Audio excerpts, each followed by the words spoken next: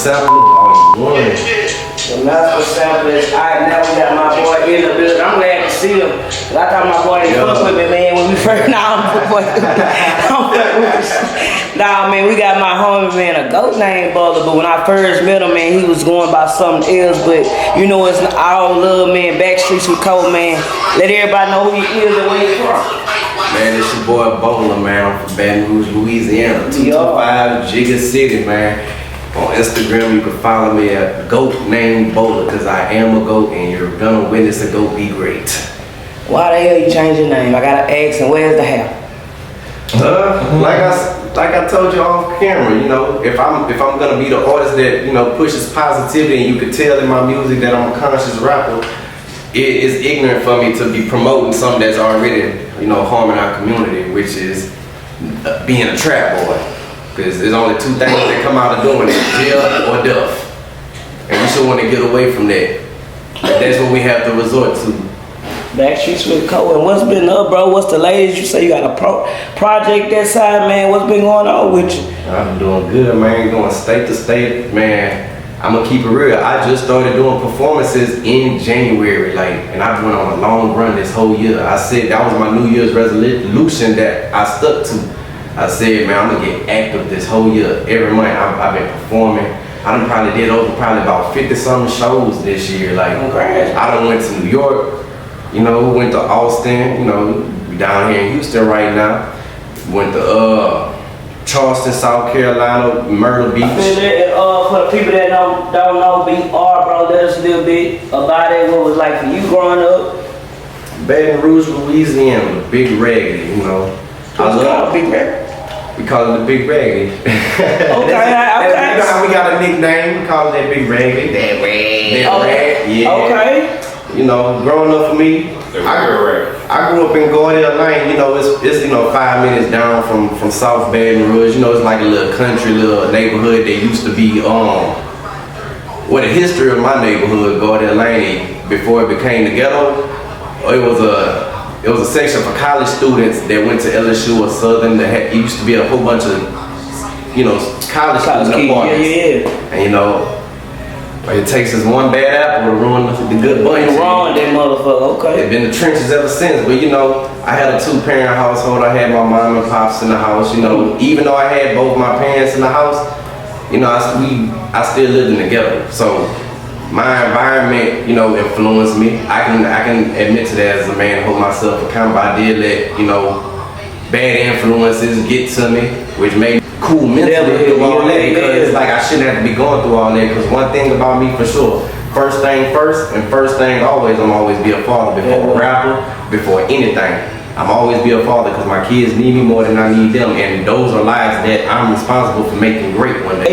Was the world ready for a woman president last week or not really? I'm not no sexist or nothing like that. I will say this though. I'm gonna respect my beautiful black queens always. Black don't never crack, and black is beautiful, and only thing I want is black, and I'm half white saying this. But on the other hand, one thing I don't like is somebody who sold their people out once, but then once they get to a bigger platform, now they need their people to be with them, and now they're doing anything to get their people. You feel that's what Kamala did?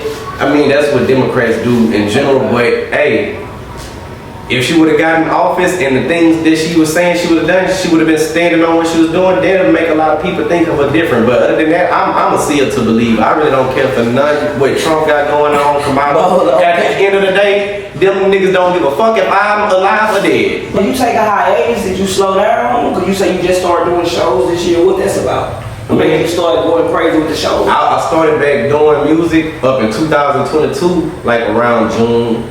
After my grandfather died in May, because, you know, I was using that as a way to, you know, just, I don't want to talk to nobody about my problems, so fuck a therapist, so I'm going to just go to the studio and tell my problems. And I got a phone, I can just, it's like a diary. That, I miss you? Yeah. Yeah, I remember, I missed you, okay. Yeah. Also, my grandfather, right after I met Cole, a week later, my grandfather on my biological father's side, they both died from the same way, lung cancer.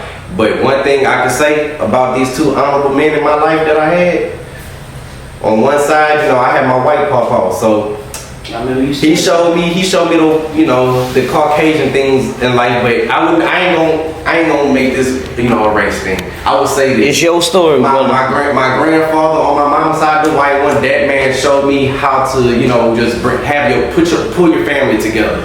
Like my papa was the one that brought us all together. Like if my grandfather on my grandmother's side, they've been together since the 50s.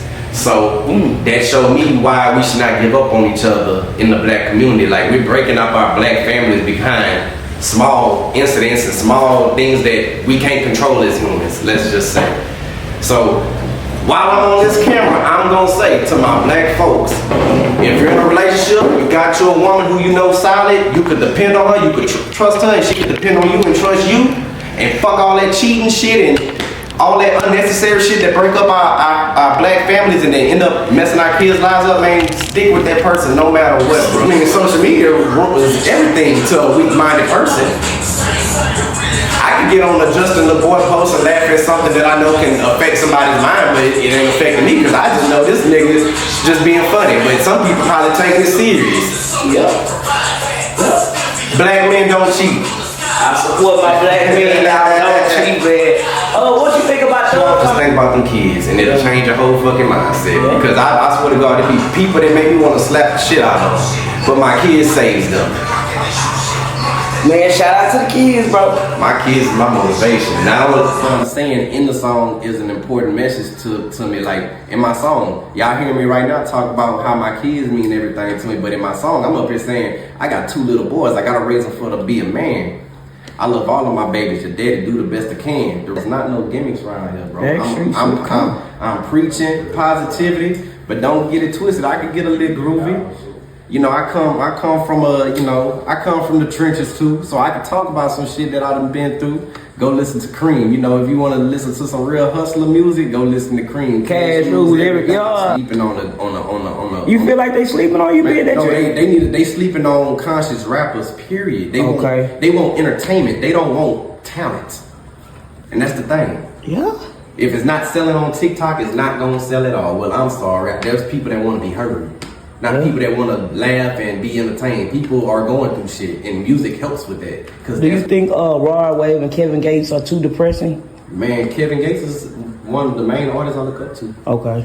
And he's the one that showed us versatility in Baton Rouge. This nigga, I was just having a conversation with my baby. What you mean by showed y'all versatility? I like that. You know, Boosie, he opened up the doors for us, but he set the tone for that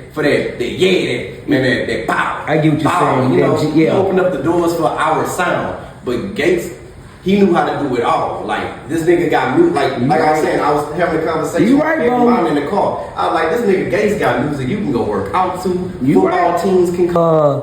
Last we met, man, you was with the homies. Are you still Big Dreams, or has that ship sailed? Cause you out here solo dolo, man, just with the game. I got big dreams. Okay. But other people's big dreams might not be my big dream. Okay. And if certain things ain't making sense, they don't make sense at all. Did y'all part ways amicably? No bad blood? There ain't no bad blood. Okay. If I'm gonna get in where I fit in. But I'm not gonna ever slander no one's business. I will say this: if you're an up and coming artist, be mindful where you're spending your money. Be mindful of what people tell you. Be mindful of what you believe and what you hear. Because what everything that glitter ain't gold. Tabernacle. What's one mistake not only yourself but you see a lot of artists make when they out there on the road?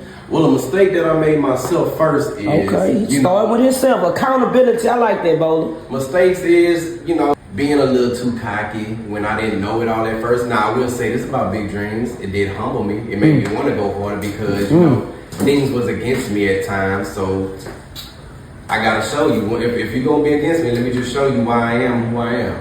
And I did that. But now, what did I learn? Learn to just believe in myself. Because you told me your mistake. Believe in myself, find my own connections, network with people that I can work with, and if things is making sense, it can help me get further down to what I'm trying to do and where I'm trying to go.